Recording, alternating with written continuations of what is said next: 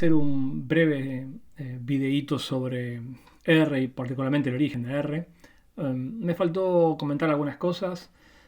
Una cosa importante sobre R es que es un lenguaje interpretado, es un intérprete.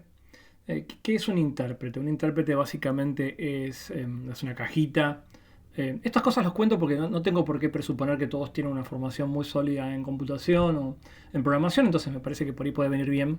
A que le parezca básico lo puede saltear, pero si no lo cuento. Un intérprete es un lenguaje, es un paquete, es un programa, una aplicación que básicamente funciona de la siguiente manera. Uno lo alimenta con datos, por supuesto uno viene con sus preguntas, uno lo alimenta con datos, le hace hacer una serie de operaciones y automáticamente el programa te tira una respuesta. Y con esa respuesta, obviamente, uno puede sacar informes, datos, métodos, algoritmos. Uno puede hacer un montón de cosas. Pero lo importante de un intérprete es que es una cajita, una aplicación, donde básicamente uno recibe instrucciones y automáticamente, en este caso el R, te devuelve un resultado. Y cuando uno hace un programa no es más que llamar al intérprete con una múltiple cantidad de instrucciones y el intérprete te devuelve paso por paso cada uno de esos resultados.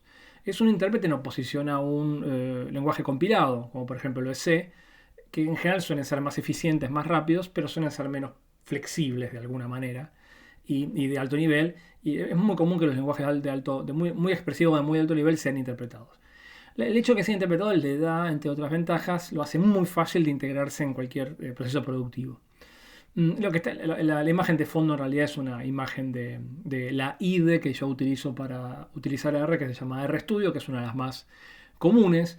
Pero si alguno de ustedes son programadores y trabajan con IDEs, no sé, como Eclipse, como Sublime, cualquier otra IDE, pueden trabajar tranquilamente con R. En general ya tienen hasta como algunas add-ons, algunos adicionales, algunas especializaciones especiales para R. Pero si no, RStudio es una muy buena IDE para complementar con R. Un poco el origen de R, ¿dónde viene R? ¿Cómo nace R?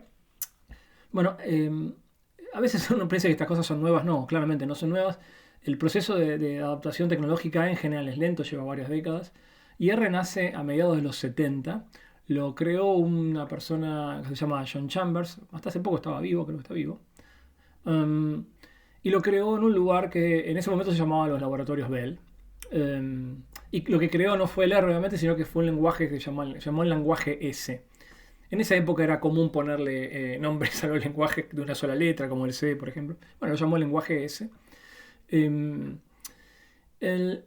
Para fijar ideas, los laboratorios Bell, a esa altura, en los 70, ya era una institución que contaba con 60, 70 años de historia y de trayectoria.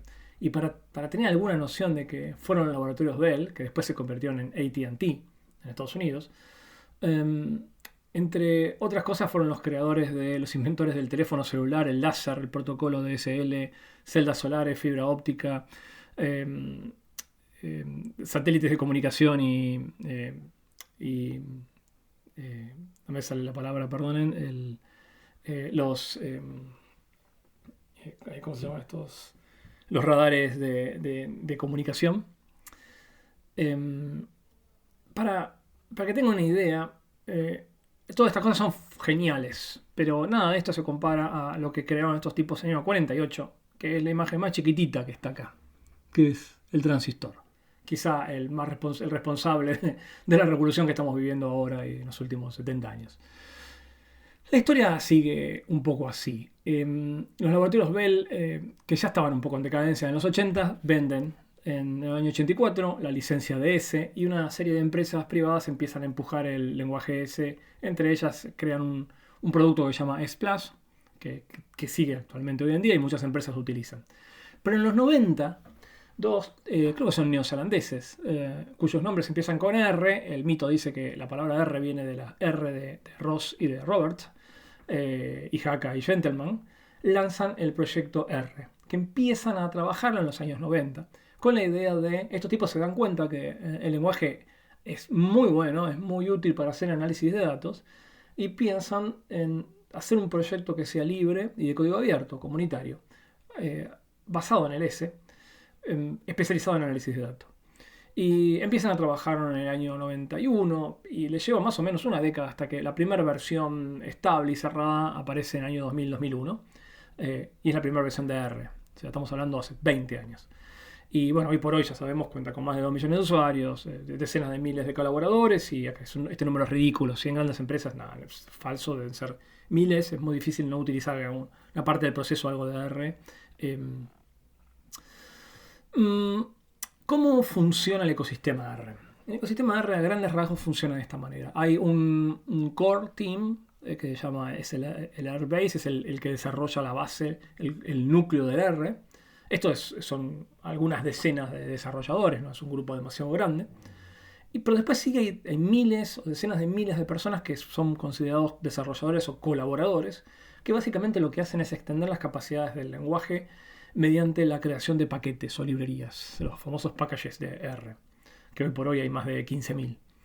Y después está el resto, digamos que son cientos de miles, ya son un par de millones, que son básicamente usuarios que consumen los recursos creados por estos dos grupos. Por supuesto que como en todas las zonas de interfase hay interacciones y hay gente que se pasa de acá para acá y de uno para el otro. Y creo que algo interesante es poder pasarse de ser usuario a ser colaborador, pero más allá de eso, esta es un poco la comunidad desarrolladora y usuaria de R. Vamos a lo largo del curso a utilizar muchas de estas librerías de R, pero no vamos a rozar ni por mucho las capacidades que hoy por hoy tiene R.